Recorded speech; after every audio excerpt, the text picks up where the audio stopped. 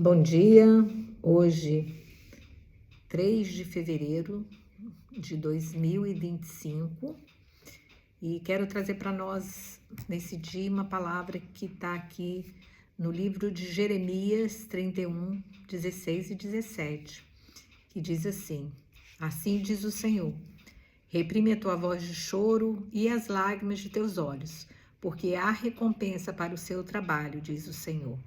E eles voltarão da terra do inimigo. Há esperança para um futuro, diz o Senhor, e os teus filhos voltarão para seus territórios. Estes versículos eles estão inseridos no capítulos 16 e 17, onde o profeta proclama palavras de esperança e restauração para Israel, após longos períodos de exílio, sofrimento e disciplina divina devido à infidelidade do povo de Israel. E nós queremos trazer para nossos dias atuais, onde Deus ele vem falando conosco. Reprime a tua voz de choro e as lágrimas de teus olhos.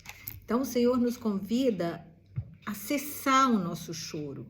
Por quê? Porque há esperança. Se nós dermos lugar, a gente pode parar e pensar. Quando nós estamos com vontade de chorar, se nós dermos vazão a essa vontade, nós vamos chorar sem parar. Sem parar. Por quê? Porque quando nós choramos, nós estamos chorando por alguma coisa que nos incomoda, que nos fere. E uma situação vai buscar outra. Então nós vamos não só sofrer pelaquela situação momentânea, mas vamos nos trazer memórias a outras situações que nos trouxeram ou trazem sofrimento, e nós vamos chorar mais e mais, e vamos fragilizar a nossa alma vai ficar fragilizada pelo choro, pelo sofrimento, porque o choro ele exprime que nós perdemos, que nós fomos derrotados.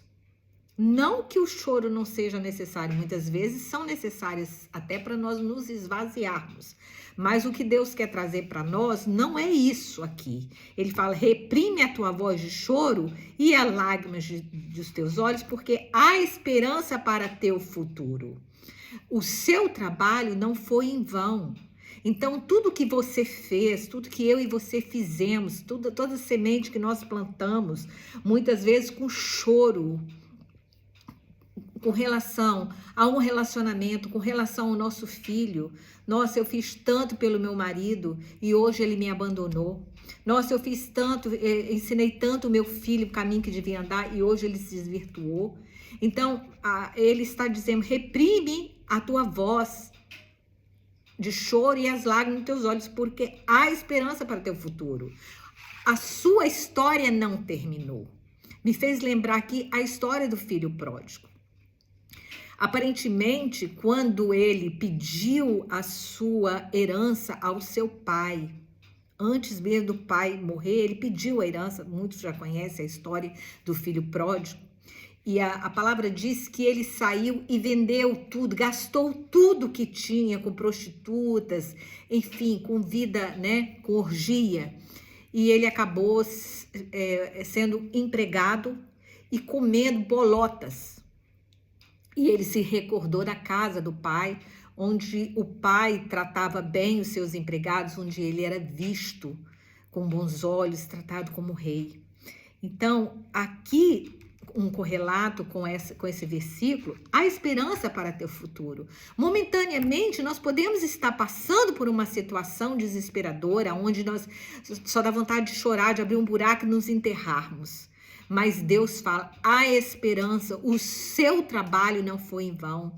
As sementes que você semeou não foi em vão. Assim como ele fez com aquele filho pródigo. Quando ele se recordou da casa do pai, ele falou, quer saber? Eu vou voltar para a casa do pai. E quando o pai avistou, esse pai aqui, simbolicamente, é o pai desse filho, mas é o pai nosso Deus, que gosta, ama quando nós nos arrependemos e quando voltamos atrás daqueles caminhos que Deus permite que nós vamos pelo nosso livre-arbítrio, mas são caminhos que nos levam à morte, nos levam à perda. Como ele tomou uma decisão e ele reconheceu lá na frente que ele tomou uma decisão errada. E decisões trazem consequências em nossa vida.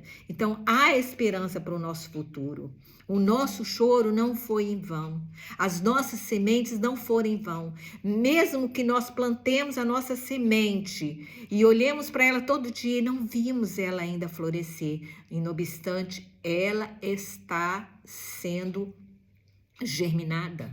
Há um tempo para essa semente ela florir, ela vingar. Não é você enterrou e ela já veio. A sua semente, ela é semeada. Agora, depende aonde você está semeando a sua semente. Então, reprime o seu choro. Eu não sei por que você está chorando. Eu não sei por que você está perdendo as esperanças. Mas há esperança de um futuro melhor. As nossas orações, os nossos bons atos, eles não são em vão.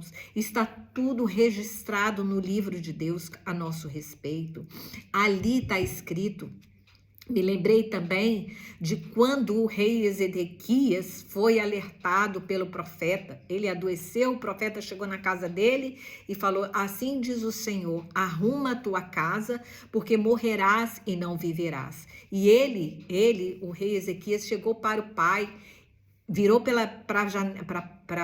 parede, diz a palavra, e ele falou: mas Senhor, eu fiz isso, eu fiz aquilo, porque ele foi muito bom para a obra de Deus no seu reinado. Então, façamos isso, tragamos à nossa memória coisas que nos traga esperança. Conversemos com o nosso Deus, aquilo que não está bom para nós, com relação àquilo que a gente plantou, com relação aos nossos filhos, com relação ao nosso relacionamento, com relação ao nosso trabalho, aonde nós não estamos conseguindo ver os frutos. Reprime o seu choro, porque a alegria do Senhor é a nossa força. Nós temos que ter alegria. Paulo disse isso na carta, salvo engano, de Gálatas: alegrai-vos, alegrai-vos, alegrai-vos, porque nós temos esperança, há esperança para um futuro melhor. Não vamos olhar para as circunstâncias, não vamos confiar em governos, não vamos confiar, esperar que alguém vai fazer algo a seu favor. Não, quem vai fazer algo a seu favor é você mesmo, somos nós mesmos que podemos fazer algo a nosso favor. São as nossas sementes semeadas agora, no início deste ano, no princípio, nos primeiros meses, para que nós venhamos colhê-las no futuro. Então, reprimamos o nosso choro, vamos nos alegrar com aquilo que nós já temos, vamos valorizar o pouco, porque a palavra nos ensina: seja fiel no pouco e no muito te colocarei. Vamos praticar a gratidão, vamos praticar a dar valor às pequenas coisas, a valorizar seu esposo por ter arrumado uma casa, a sua cama, por ter colocado o seu sapato no lugar, pelo filho não ter feito aquilo que desagrada a você. Muitas vezes nós começamos a chorar pelas palavras que não bendizeram, que saíram da nossa boca.